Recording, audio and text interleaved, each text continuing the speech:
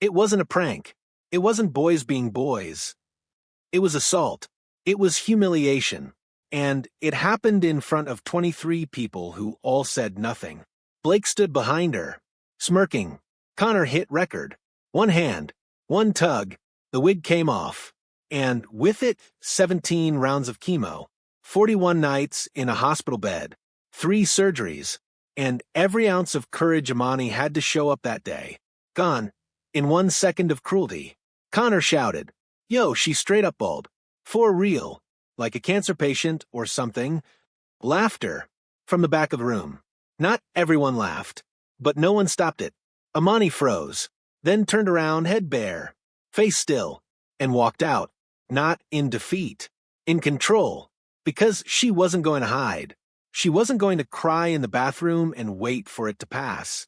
She was going to stand, and by the time she finished her speech, they'd wish they had never touched her. They thought it was just hair. What they pulled off was their own future. Drop a comment if this story felt too real. Like if you've ever had to act stronger than you felt. Share this, because some apologies come too late, and some don't matter anymore. Amani Washington wasn't supposed to stand out. At least not here. Not in the linoleum-tiled hallways of Westbrook High School, where standing out meant being noticed, and being noticed almost always meant being targeted. But she did. Not because she was loud, not because she wore strange clothes or flaunted anything. She stood out because she survived, and for a place like this, survival made people uncomfortable, especially when it looked like her. She used to be the type teachers remembered for the right reasons. History projects with original sources. Book reports with notes in the margins. Polite, sharp, present. But after the diagnosis, that changed. The first week back after chemo, a math teacher forgot her name. A student in the hallway asked, "You one of those Make-A-Wish kids?" She stopped correcting them, because trying to fix ignorance while your body was already fighting for its life, it was a luxury she couldn't afford. The worst part wasn't the stairs. It was the shift. The friends who used to sit with her at lunch, but now didn't see her in the cafeteria. The group chats that dried up. The silence after someone posted a photo of her in her beanie with the caption, "Bald Barbie's back skull." She didn't respond. She just deleted the app and focused on staying upright. Hair loss wasn't just cosmetic for Amani. It was the marker, the line between before and after. It started slowly, strands on the pillow in the shower. She tried scarves, hats. Eventually, her mother found a wig shop 2 cities over. Real hair, textured, natural part, no high-gloss synthetic finish. It didn't make her feel pretty. It made her feel less stared at. And in high school, sometimes that's the best you could hope for. Every morning, she clipped it on in the bathroom. Not for vanity, for protection. Armor doesn't always come in metal. Sometimes it's synthetic fiber glued to a mesh cap. The first time Blake noticed her was in English. He walked in late, loud, always smelling faintly of Axe and energy drink. Saw her sitting in the front row, quiet, face down in her notebook. "Yo, is that the cancer girl?" He didn't whisper. Connor, trailing behind him, smirked. "Guess you can't fail her now, right? It'd be discrimination." The teacher didn't react. No one did. Amani didn't flinch. She just underlined the word dignity in her notes twice. Blake was the kind of bully who needed an audience. Connor was worse, the kind who needed only silence. When they realized Amani wouldn't fight back, they made her a project, dropped comments under their breath when she walked by, loud coughs followed by chemo check. Amani never gave them what they wanted. No tears, no rage, just retreat, lunch alone, fewer raised hands, shorter eye contact. But what they didn't realize was that surviving isn't passive. It's just quiet. Until it isn't. The only place Amani still felt intact was room 204, journalism class. Ms. Ramirez never treated her like she was fragile, didn't avoid her, didn't pity her, just handed her a notepad the first day and said, "You've got eyes, use them." So she did, started writing, essays, free writes, observations, but one project stuck. the statewide Young Voices for Cancer Awareness contest. Most students ignored it. Amani didn't. She stayed after school every Tuesday, tapping away on the library computer, writing something she wasn't sure anyone would read. Something raw. Something she titled, "What I Would Say If You Really Looked at Me." No metaphors. No hero complex. Just truth. About tubes and arms. About the sting of shampoo commercials. About pretending to be okay so no one else would feel awkward. She didn't show it to anyone. Not yet. But she planned to submit it. Eventually. Once she was ready. The day before it happened, she was almost late to school. Had trouble clipping the wig on right. The adhesive tabs weren't sticking. She tried reapplying. Twice. Her mom offered to write her a note. Tell school she'd be late. Amani said no. She wasn't about to give Blake and Connor any more reasons to think she was special case status. So she pinned it as best she could, pulled her hoodie over it, and got on the bus. That morning, they were reviewing persuasive speech formats in English. Amani had her laptop out, secretly editing her contest draft. Blake was behind her, Connor next to him. Someone passed a note, snickering. Then a cough, a fake sneeze. And then, "Hey Amani," Blake called. "You got something on your head." She didn't turn. Connor leaned forward, whispering, "What's it like knowing your hair's never coming back?" Still no response. They were getting irritated. She could feel it. The silence made them small, and small boys hate feeling small. That's when it happened. She felt the hand on her head. A sudden tug. Then air. Her wig. Gone. Her scalp. Exposed. Cold. Raw. Real. Gasps. Laughter. Then that awful silence. The teacher dropped their marker. Someone in the back started crying. Blake held the wig like a trophy. Connor recorded. Amani stood, turned slowly. No expression. No tears. Just the kind of stillness that should have made the entire room afraid. And then she walked out. Didn't run. Didn't slam the door. Just left. And no one, not one person, followed her. But what they didn't see was that she didn't go home. She didn't hide. She walked straight to room 204, pulled up her speech draft, and began rewriting. Faster. Sharper. No more soft landings. This wasn't just about awareness anymore. This was about accountability. And when she hit submit, the entire system changed trajectory. Because what she'd just sent wouldn't just win the contest, it would shatter the narrative they'd built around her. Because they didn't pull off her armor. They exposed their own cowardice. Westbrook High's main office smelled like printer paper and expired air freshener. The walls were covered in motivational posters. Integrity is doing the right thing even when no one is watching. Be kind. Always. Amani sat beneath one, silent. Her wig folded neatly in her lap. Her scalp was bare, exposed under the fluorescent lights. Across from her sat Assistant Principal Delaney. Hands folded. Smile tight. He had already said the line twice. "We're very sorry this happened." Amani didn't respond, because sorry doesn't reattach dignity. And this wasn't about politeness. This was about systems. He started again. "Now, I'm not sure what your next steps are, but we're handling it internally. Both boys will receive in-school suspension and sensitivity re-education. It's an unfortunate moment, but hopefully a learning opportunity for..." She raised her hand. Not high, just enough. Delaney stopped mid-sentence. Amani looked him directly in the eye and said, "Are you aware there's a camera in that classroom?" He blinked. "Pardon?" "There's a corner-mounted lens. Top right wall. My mom's a civil rights attorney. She made sure to ask when I enrolled." Delaney shifted. "Those feeds aren't usually active, recorded, archived?" "They are, especially after last year's locker room case." He hesitated. "Amani, we don't want to make this bigger than it has to be." She stood. "Then you should have acted when it was still small." She walked out without waiting for dismissal. And Delaney didn't stop her, because he realized something in that moment. She wasn't just a student anymore. She had become evidence. The footage leaked 2 days later. Not by Amani, by a junior IT staffer who saw it during a routine archive scrub and couldn't stomach the silence. The clip hit Twitter at 3:12 p.m. By 5:04, it had 24,000 views. By 6:10, it reached Amani's oncology center in Raleigh. A nurse messaged her with 5 words: "You were never just a patient." Westbrook panicked. The school statement hit Instagram before the local news even called. "We are deeply disturbed by the behavior displayed in this video. We are conducting an internal review and will be implementing anti-bullying measures immediately." But the comments weren't buying it. "She told y'all before and no one listened. Funny how you found your moral compass after going viral. Don't review the problem. Remove it."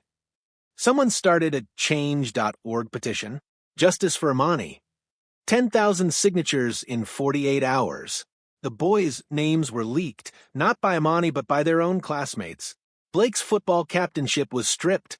Connor's early admission letter to a private university was under review. But still no apology. Just panic management. Just image control. Amani didn't post, didn't retweet, didn't comment. She just kept showing up. Head bare, chin up, eyes forward. She walked past stairs that were no longer mocking, just stunned. She sat in class where even the teacher looked down when she entered. She wasn't angry. She was uncomfortable with how much power silence had given her, and she wasn't going to waste it. Principal Carson requested a private meeting. He'd been out sick during the incident. Now he was back, stern-faced, suit iron, voice even. "Amani," he said, "you've been very brave." She nodded. He continued, "The board has decided to offer you a platform. You'll be the student speaker at this year's anti-bullying assembly. We want to give you space to share your experience." She stared at him and said softly, "No." He froze. "I'm sorry. I don't want to speak at your assembly." Carson blinked. "But this is a chance to. I've already said everything I need to say." She stood. "And next weekend, I'm saying it on stage. Not in your auditorium. At the state capitol. With my mom. At the Youth Cancer Summit." Carson swallowed. "You're still under school enrollment. And I've already submitted my absence with medical documentation. Just like I always do." He looked down. Amani turned to leave. Then paused. "You don't get to frame this like you're giving me anything. The system didn't give me a voice. It gave me scars. I did the rest myself." The hallway was quiet as she walked out, but word spread fast. Students whispered. Teachers held impromptu mental wellness moments during class. The district issued a new policy memo, but none of it changed the look on Amani's face when she walked back into room 204. Ms. Ramirez was waiting. No pity, just presence. "Ready to rehearse?" she asked. Amani nodded and pulled out her final draft, titled "The Power of Seeing the Thing You Wanted to Ignore." And every word wasn't for the bullies. It was for the bystanders. Because Amani didn't want revenge. She wanted removal of excuses. And by the time the system realized it, she was already beyond its reach. She wasn't just the girl in the wig. She had become the line that the entire building would remember as the place they should have stood up, but didn't. The video lasted exactly 19 seconds, but it changed 19 years of trajectory for 2 boys who thought they owned every hallway they walked through. The moment the wig was yanked, the class gasped. The angle of the camera caught everything. Blake standing behind Amani, arm raised. Connor laughing, filming. Amani frozen, her scalp exposed. You could hear a pin drop. Then you could hear the laughter. And then the silence that felt worse. Because no one moved. No one said her name. No one stepped between her and them. It wasn't just assault. It was permission caught on tape. And now the whole world was watching. Blake's father was a known name in the district, head of the Booster Club, donor to the football program, had a wing of the gym named after him. That Monday, the nameplate was quietly removed. The family's lawyer issued a statement. "Our son deeply regrets the misunderstanding." It was cut off online by thousands of comments. Misunderstanding? She lost her hair to cancer. Your son's not misunderstood. He's protected. Keep your press release. She kept her dignity. Sponsors pulled out of the Booster Gala. Blake was called into the counselor's office 3 times. Each time he said less. The 4th time, he cried, but not because he was sorry, because he finally understood it wouldn't go away. Connor tried to disappear, deleted his socials, skipped class. His parents said it was blown out of proportion, but when his early admission to Preston University got revoked, they went silent.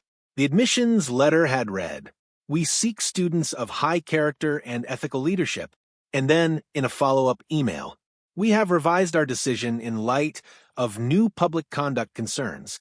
Connor didn't cry. He broke things. His bedroom door, a picture frame, his voice when he screamed at his father. It wasn't even that big of a deal. To which his father replied, not with comfort, but with, "It is now." Inside the school, things shifted. No one laughed at Blake anymore. Not because they feared him, because they saw him now not as bold but small. The boy who needed a bald girl to feel taller. The boy who lost everything the moment he revealed who he really was. Classmates stopped inviting him to parties. Teachers no longer smiled with the same softness. And when Amani walked back into class the next week, nobody said a word. But everyone stood up when she did her presentation. Even the teacher. Amani never planned on being a symbol. She just wanted to finish the school year, graduate, maybe disappear.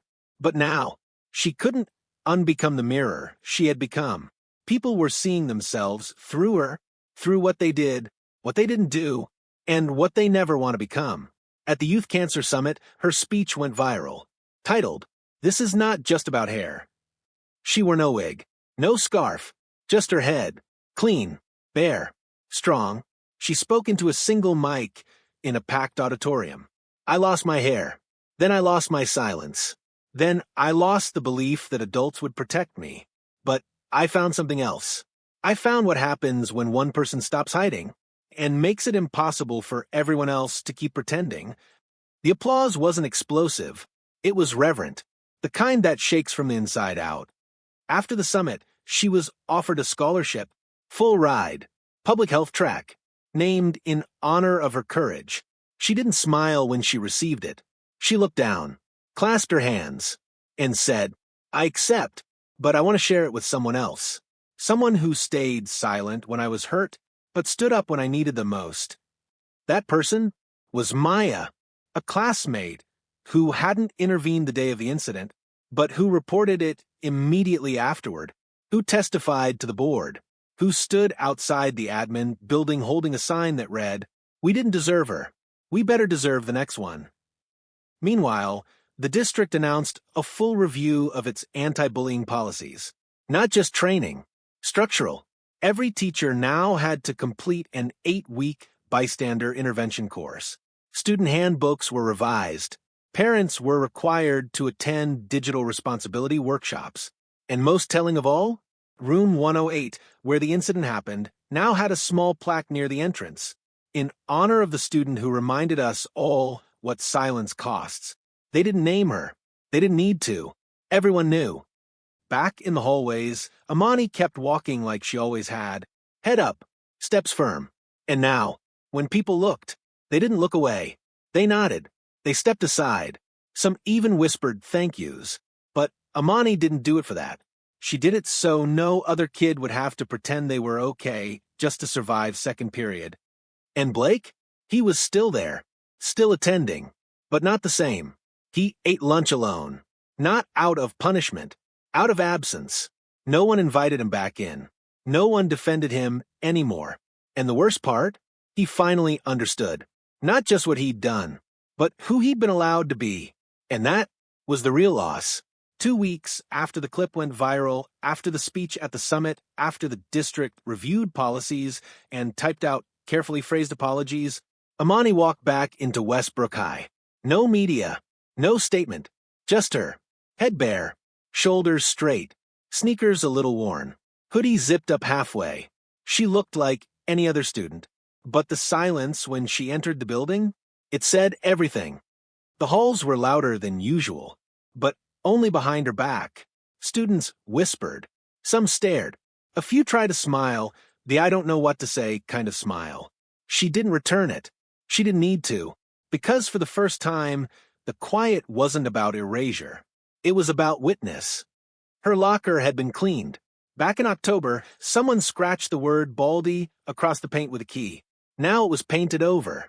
And in its place was a single yellow post-it, in shaky handwriting. Thank you for surviving out loud. No name. No performative hashtags. Just honesty. Amani folded it and slipped it into her pocket. Didn't cry. Didn't break stride. In first period, the teacher stopped mid-roll call when Amani entered, just for a beat, then nodded and pointed to the front row, her old seat. No one argued. No one whispered. Blake wasn't there. Connor had transferred out. And for the first time since this all began, Amani felt the desk under her palms and knew. This space no longer defined her. She defined it. At lunch, she didn't go to the library, didn't eat behind the gym. She walked into the cafeteria, head uncovered, and sat down at a half-empty table. A few freshmen already seated there froze, unsure what to say. Amani just pulled out her sandwich and started eating. One by one, they joined her. No talk, just the sound of unspoken respect. That afternoon, she was called to the auditorium. No explanation, no drama, just a note in homeroom. Report to the side entrance of the auditorium. 3:15 p.m. Principal Carson. She showed up. Principal Carson stood outside the door, holding a clipboard and trying to look casual. Amani, he said, this isn't a press thing. She raised an eyebrow. It's not. He opened the door. Inside sat 12 students. A few she recognized.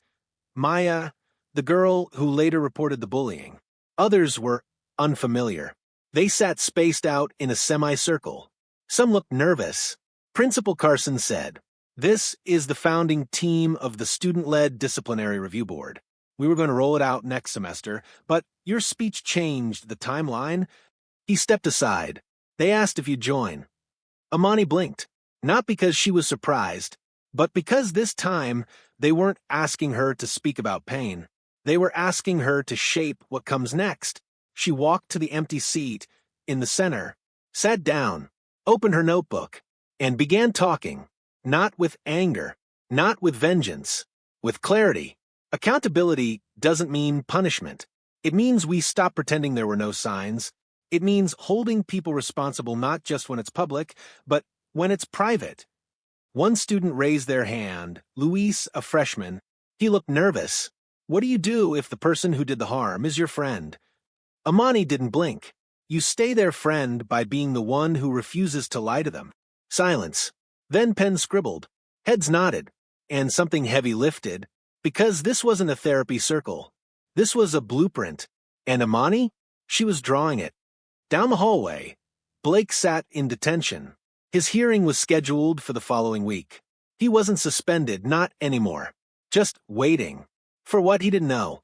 The coaches didn't return his texts. Classmates sat away from him like his desk was radioactive. He stared out the window. He could hear voices drifting down the corridor. He knew who was speaking, knew what this moment was, and for the first time it hit him. She wasn't the girl who got her wig pulled off. She was the one writing the rules now, and he was no longer even in the room. When Amani left the auditorium an hour later, she didn't walk like a student who had won. She walked like someone who had earned every step, every stare, every shift in air when people moved aside as she passed, not because they were afraid, but because now they saw her, not as a symbol, as the standard.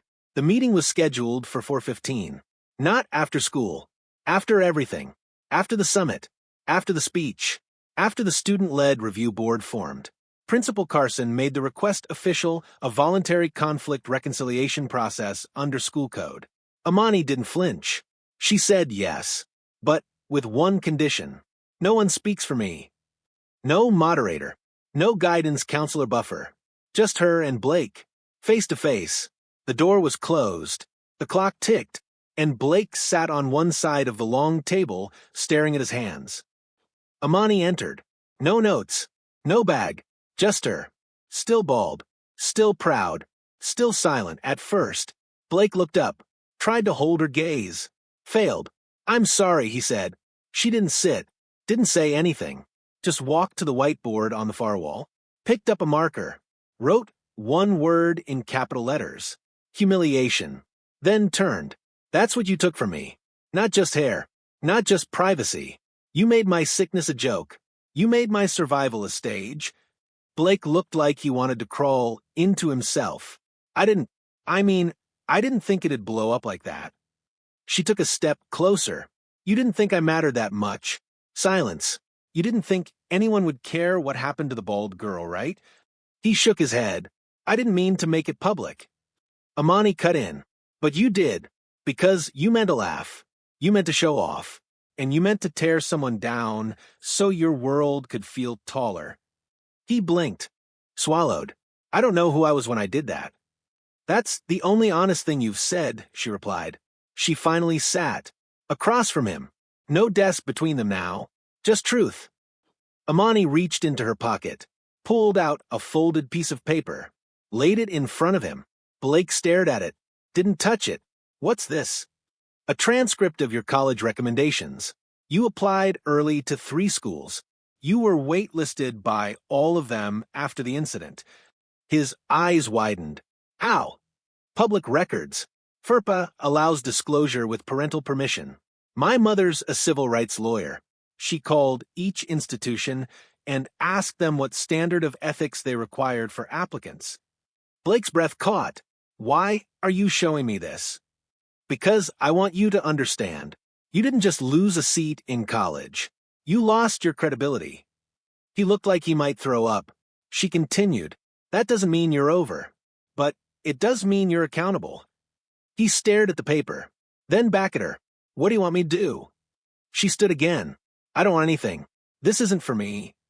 She pointed to the board again. Still the word, humiliation. I want you to write one name on that board, someone else you hurt. Not me, someone you never got caught for. Blake's mouth opened, closed. He looked terrified. She folded her arms, waited. Slowly he walked to the board, picked up the marker, and wrote, Jessica, A. Gym class, 9th grade. Then added, called her a whale. Twice. She transferred. He capped the marker. Didn't look at Amani. She nodded. You just started. Started what? Your consequences. As she left, she paused at the door. Turned back. I don't forgive you. But I don't need to. I just needed you to face the part of you no one else made you look at. He said nothing. And for once didn't try to. Outside, Amani stepped into the courtyard. The air was cool. Still. She took a deep breath. Didn't feel triumphant. Didn't feel angry. Just clean, like she'd emptied a weight that had never been hers to carry. Back inside, Blake sat alone, looking at the board, his name next to Jessica's, a mirror he couldn't look away from. And he realized this wasn't the worst moment of his life. This was the first real one. That night, he posted one thing on his socials. No excuses, no PR polish, just black text on a white background. I cause harm. I laughed when someone was already suffering. I erased a girl's dignity and called it a joke. I've started a process of accountability. Don't offend me. Don't attack others. Just make sure you don't wait until it's viral to start giving a damn. He turned off the comments. Didn't log back in. But he started showing up to the peer disciplinary meetings. Not to talk, to listen. Because sometimes the consequence isn't punishment. It's being allowed back in only if you shut up and watch how people lead when they're finally seen. It didn't begin with a headline. It began with a hallway and a substitute teacher who couldn't sleep. Her note was left anonymously on Principal Carson's desk. I saw them mocking Amani in September. I didn't step in. I froze. I thought it would pass. I was wrong. She didn't sign it. She didn't need to. Because by the end of that week, 6 more messages appeared. A janitor, a student, a teaching assistant. All of them had seen it, the quiet taunts, the tossed pencils, the sudden way people stopped laughing when Amani entered a room. They didn't laugh, but they didn't speak. And now, they couldn't stay quiet anymore. Principal Carson didn't make a speech. He sent a school-wide email with the subject line, "We were all there. We're not going to pretend otherwise." The body was short. Amani Washington was failed, not just by two boys, but by everyone who watched, by everyone who knew and didn't move. We can't undo it, but we can aim it, and we can make sure it never gets ignored again. That Monday, staff were called to the auditorium, not for an in-service training, for a reckoning. Carson stood at the front. No microphone, no slides, just a man with tired eyes and a voice that didn't ask for applause. We built a school that believed silence was neutral. We let that belief hurt someone who never stopped showing up. And now, the only way forward is if we stop pretending we didn't know. A few teachers cried. One walked out. Another stood up and said, "Why did it take the internet to make us care?" Carson didn't dodge, because systems are designed to protect comfort, and viral shame is uncomfortable. Amani didn't attend that meeting. She was in room 204, printing out her new article for the school paper. Title, "What We Don't Say Hurts Loudest." It wasn't angry. It wasn't soft. It was a map of how silence snowballs. How, "I don't want to get involved," turns into, "I didn't think it would get that bad." And how the worst wounds don't come from one bully. They come from all the eyes that looked away. She turned it in. It ran on the front page. Within hours, students began leaving anonymous notes in her locker. Not apologies, confessions. "I was there. I laughed because I was scared of them. I saw what happened and said nothing. That's on me. You were brave before any of us knew how to be." The school board held an emergency session. Not to blame, to rebuild. They released a revised accountability framework, mandatory bystander intervention training for all staff, monthly anonymous student climate surveys, a student protection liaison role funded and hired within 2 months. Community restorative circles launched every semester. It wasn't just policy, it was culture surgery, and people started showing up. Parents, cafeteria workers, even the local librarian who once shushed Amani for coughing too loud during remission. She sent a note. "I realized I told you to be quiet the one time you needed someone to say, 'Are you okay?' I won't make that mistake again." One Friday, the school hosted its first student-led town hall. No dress code, no scripts, just open mics. And a rule. No response is off-limits if it comes from truth. A sophomore boy stood up. Shaky voice. "I used to make fun of people for crying. Now, I think I was just trying to stop myself from feeling anything." The room stayed silent. Then someone clapped. Then everyone did. Not performatively, but like people finally realized what it means to hear someone for real. Amani didn't speak at the first one. She sat in the back row, head uncovered, eyes steady. She didn't need the mic anymore. She had already started the avalanche.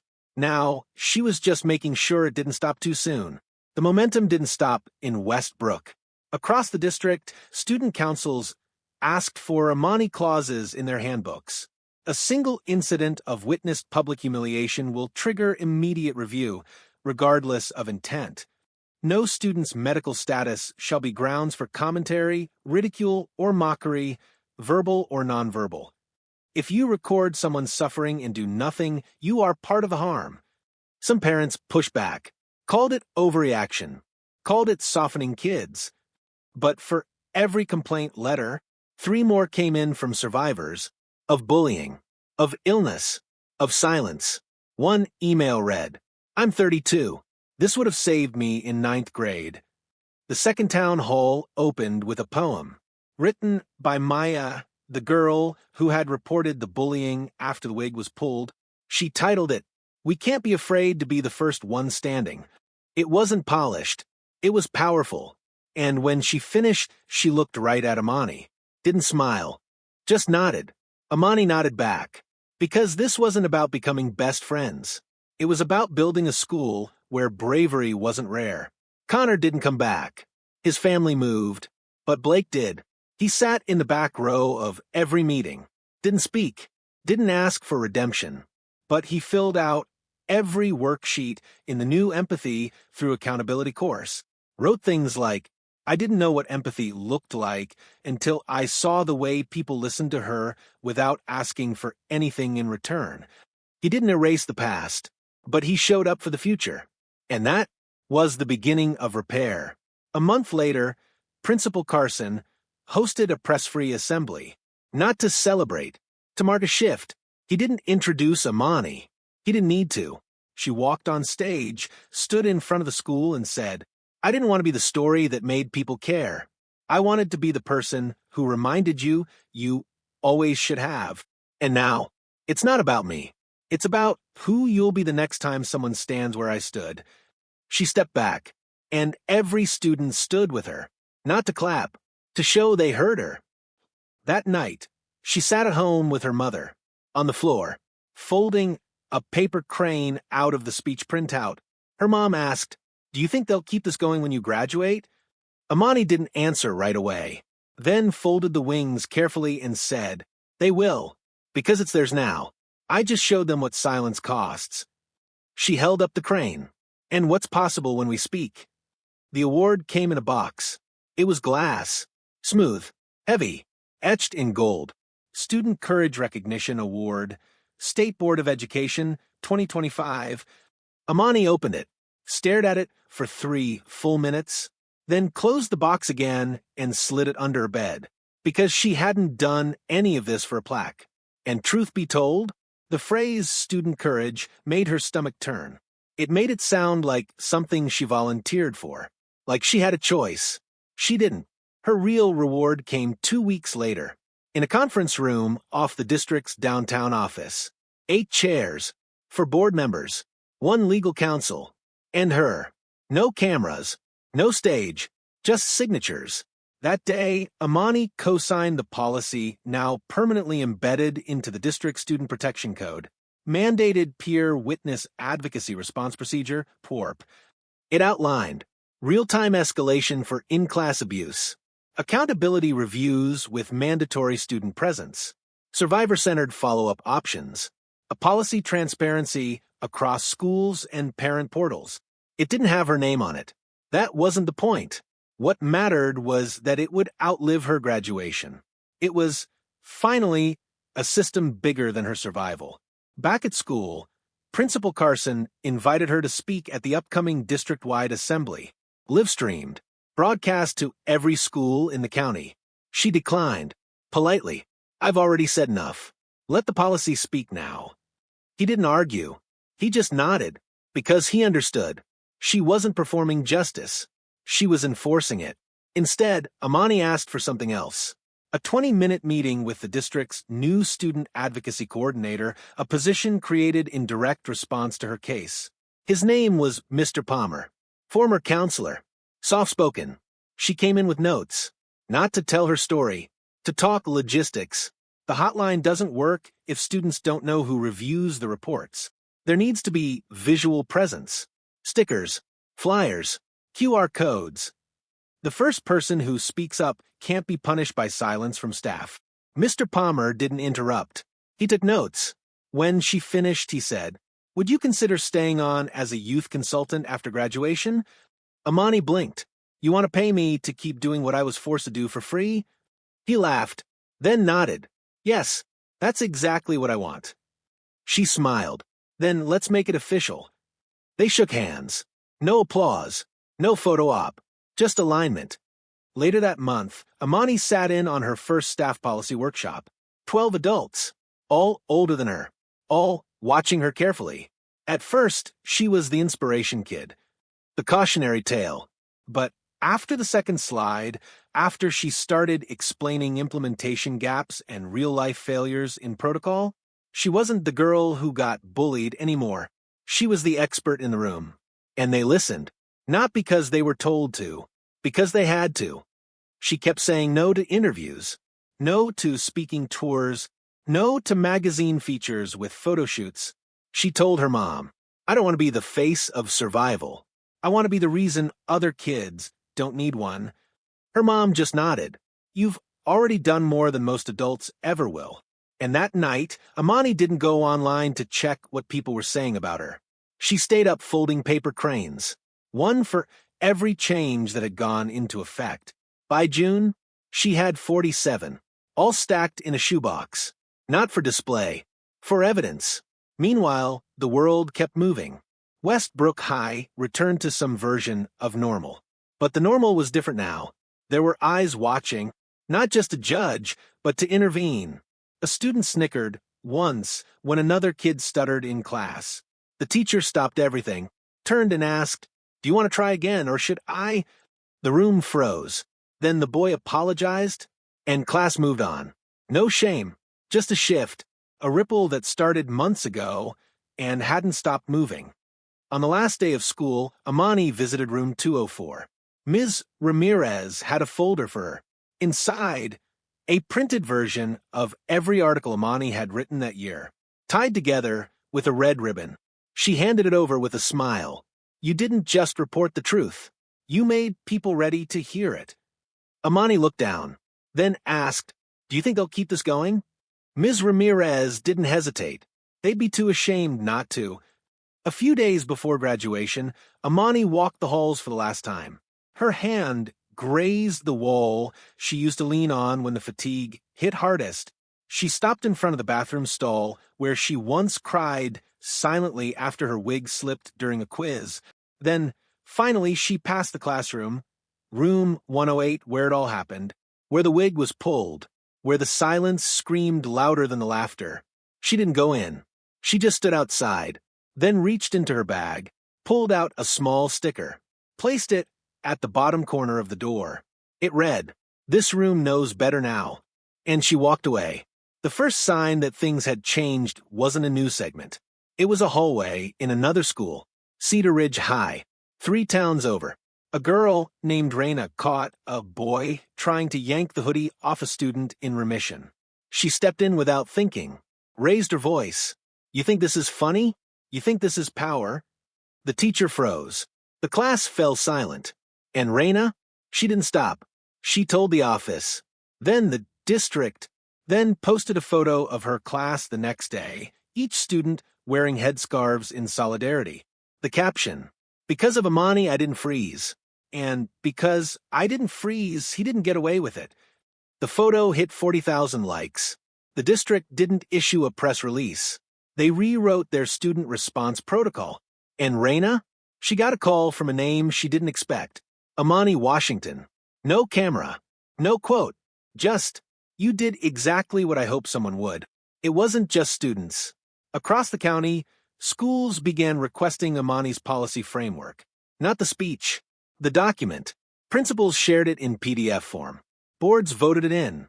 By August, 7 school districts had implemented the full PORP model. Each one reported a 60% drop in ignored bullying complaints within the first semester. It wasn't a revolution. It was infrastructure, and that made it unstoppable. One day, Amani received a package. No return address. Inside was a folded blue hoodie. On the tag, "We wear this now. Not to hide, to signal." Taped to the hoodie was a note. "My sister couldn't fight back when it happened to her, but she saw your speech. And now she believes she can walk into any room without pretending. You didn't just help the hurt ones. You gave the quiet ones volume." Amani folded the hoodie neatly. Didn't cry. Just placed it in the top drawer of her desk, right next to the award she never displayed. A reporter tried to frame it as a movement. Asked for a quote. Amani declined. Politely. "This isn't a movement. Movements are loud and burn out. This is just people deciding not to look away anymore." The article still ran, but the headline changed. "The girl who showed a system how to see." Meanwhile, at Westbrook, the yearbook committee asked to feature Amani on the closing page. She said no, but offered something else. A full-page spread. No photos, just names of every student who had filed a bullying report anonymously that year. No victims, no violators, just witnesses, people who had seen something and said something. Underneath, one line. This year, silence didn't win. The changes extended beyond schools. Local hospitals started training pediatric staff in trauma-informed engagement for students returning from long-term treatment. One oncologist said, It's not just about medicine anymore. It's about dignity when they re-enter the world. Amani's story was cited in the training slides. Not her photo, just her initials, AW. And her quote, "Don't make recovery something we have to apologize for." Amani kept working behind the scenes, consulted on curriculum drafts, helped develop peer response programs. She didn't get paid much. She didn't ask for more, because her payment was presence. Seeing someone younger stand up and say, "Hey, that's not okay," and watching nobody laugh, that was worth more than every award she refused. In January, she received a letter, handwritten, from a boy in another state.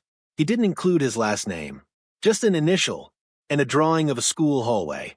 His note read, "They used to shove me into lockers. Now, someone waits with me until the bell rings. I think your story made people scared of being the next Blake. And honestly, I'm okay with that."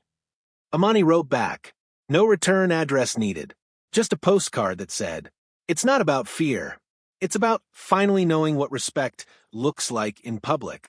Westbrook's new freshman orientation included a workshop titled, "What We Do When Silence Tries to Win." Amani didn't lead it, but she reviewed the script, cut 3 paragraphs, added 1 line at the end. The first person to notice something wrong isn't annoying. They're a gift. The next class of freshmen memorized it. By spring, they had their own stories. Not all dramatic. Some as simple as stopping someone from being alone in the cafeteria. And that was everything. Because change doesn't always arrive with thunder. Sometimes it sits beside you quietly and asks, "Need a place to sit?"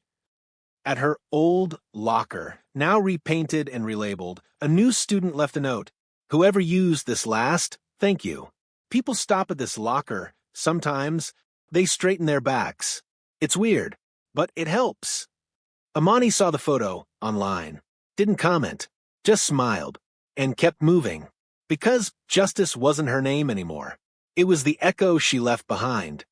It wasn't the big names who came first. It was the ones who had sat beside her, who had shared classrooms, benches, lunch tables, the ones who looked away. Now they were back, not to fix it, just to face it. The first was Sasha. Sophomore year, they shared Algebra 2, used to sit 2 desks apart. Amani remembered how Sasha looked at the floor when the wig was pulled off. Now, a year later, Sasha waited outside room 204 after the final journalism session. She didn't speak right away, just held something, a folded piece of notebook paper. When she handed it to Amani, her voice cracked. "I didn't help you. I saw it. I looked right at it. And I still sat there. I thought if I stayed quiet, I wasn't part of it. But silence is participation. You taught me that." Amani didn't hug her, didn't say, "It's okay."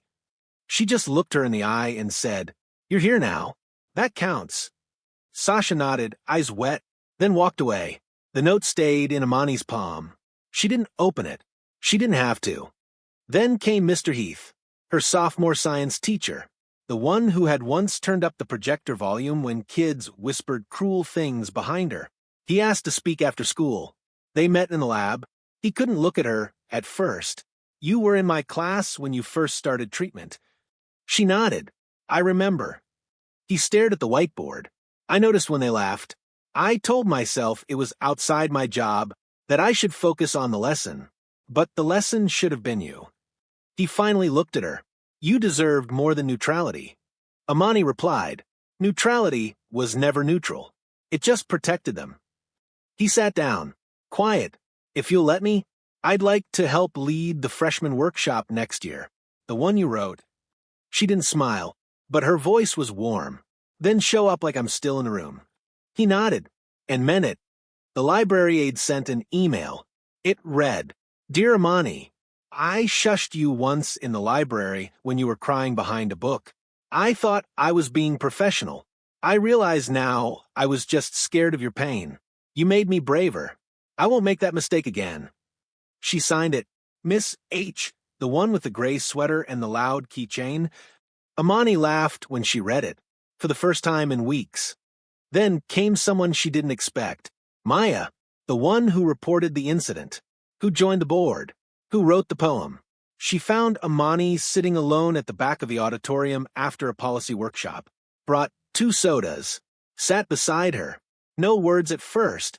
Then, can I be honest? Amani nodded. I only spoke up because I was scared someone would post that I didn't. Amani didn't flinch. Maya went on. But I kept showing up because something shifted. You made me want to be the kind of person who wouldn't need an audience to do the right thing. Amani took the soda. Then maybe we both changed. They sat in silence. No reconciliation arc. No best friends now. Just 2 girls who both chose something harder than silence. One day, an email arrived from a familiar name. Connor. He didn't write a novel. Just a few lines. I left. My parents transferred me.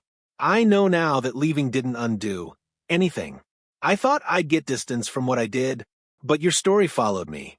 It made me face the version of me I was allowed to be. I'm in therapy now. I've stopped asking for redemption. Just wanted to say, I finally see you.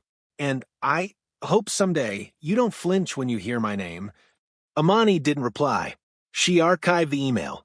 Not out of bitterness, but because some reckonings are meant to stay incomplete. And then there was Blake. He didn't email, didn't write. He waited until the last peer board meeting of the year. He didn't ask to speak, but when the session ended and people left, he stayed behind. Amani was packing her bag. He stepped forward. Not close, just enough. I read every file, every policy, every letter in the anonymous folder. She paused. Okay. He looked tired, but not broken, just open. I don't want anything. I just came to say, I know what I did now. I know I was proud of it, and I know you made it impossible for me to keep pretending that was normal. Amani looked at him. What changed? He swallowed. My little sister saw the video. She asked me if I was the one holding the wig. I lied, and I hated myself for it. Amani didn't soften. She just said, so now tell the truth. Every time. He nodded. I'm trying. I swear. Then he walked out, and this time, he didn't look back.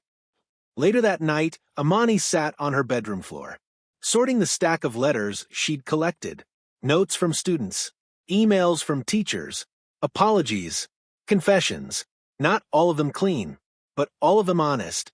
She didn't burn them, didn't post them. She placed them in a file box labeled, People Who Came Back. Because justice isn't always about takedowns. Sometimes it's about who dares to return when they're no longer needed, but still responsible. And now, that box was full, not of closure, but of proof that even those who watched you fall can learn to walk back in. The last week of school came slow. The weather turned thick. Ceiling fans hummed louder than hallway chatter. Seniors packed lockers in silence. Teachers smiled without meaning it. And Amani? She moved like someone who knew exactly when to let go. She didn't attend the year-end award ceremony. She'd been invited. Twice. Principal Carson had even offered her the closing keynote. But she declined. She didn't need applause to prove anything. She'd already said what needed to be said. And more importantly, she'd already made sure what mattered would stay behind. Not in her name. In theirs. On her last full day, she arrived early, 8:03 a.m. The front office still smelled like dust and toner. She walked past the main hall, past room 204, past the auditorium where it all changed, until she reached room 108. It wasn't locked.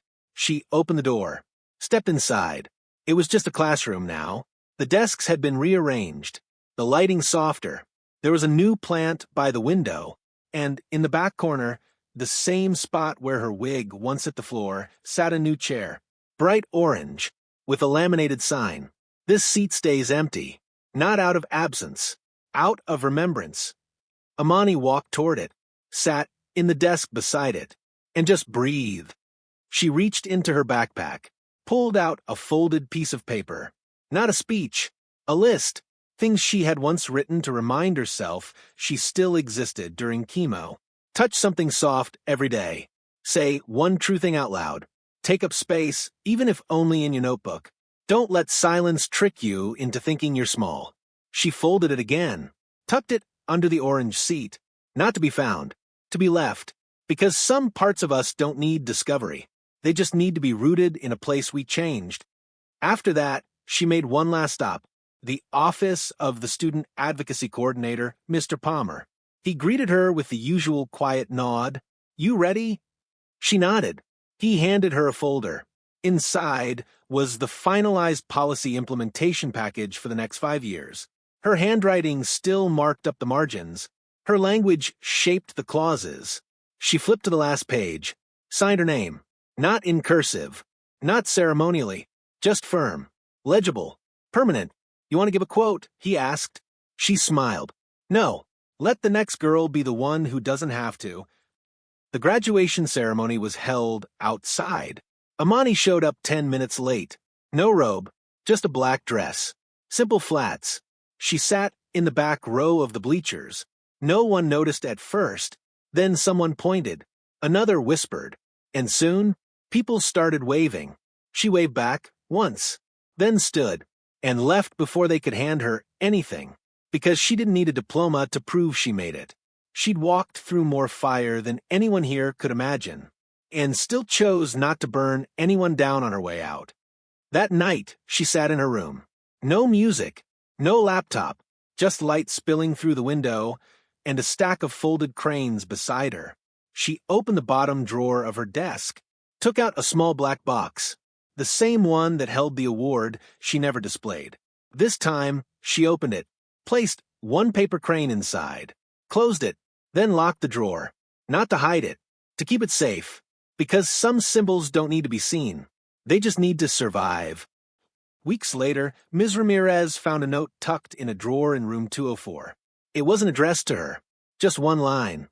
"Teach them to listen early. It saves more than noise." She taped it above her desk, never told anyone who wrote it. But every year after, she read it aloud to her incoming class. First thing, before rules, before assignments, just that sentence. And somehow, it always quieted the room in the right way. In the fall, a new student transferred into Westbrook. Quiet, reserved, recently out of treatment. First week, someone made a joke about her scarf. Before a teacher could speak, 3 students turned around. "That's not how we do it here." The boy looked confused. "It's not that deep." A girl named Layla stood. "It is now." The teacher didn't need to step in. Order had already arrived, not from fear, from memory. And in the administrative files on a locked shared drive, only staff could access, was a document titled, "The Washington Protocol, When Harm Becomes Visible." It began with a paragraph Amani never wrote, but one that grew from her. This isn't a tribute. This is a template. So, the next time someone is targeted for being visibly different, visibly healing, or just visible, we don't ask what to do. We already know. Somewhere else, Amani stood on a new campus, a city away. No one recognized her here. No viral story. No folded cranes. Just new professors, new streets, and her own breath. Clean. Enough. She opened her new notebook, wrote one sentence on the first page. They tried to strip me down to nothing. Instead, they revealed what they were never ready to see. Then closed it, and stepped into the day. Not a symbol, not a case file, just a girl who left silence with nowhere left to hide.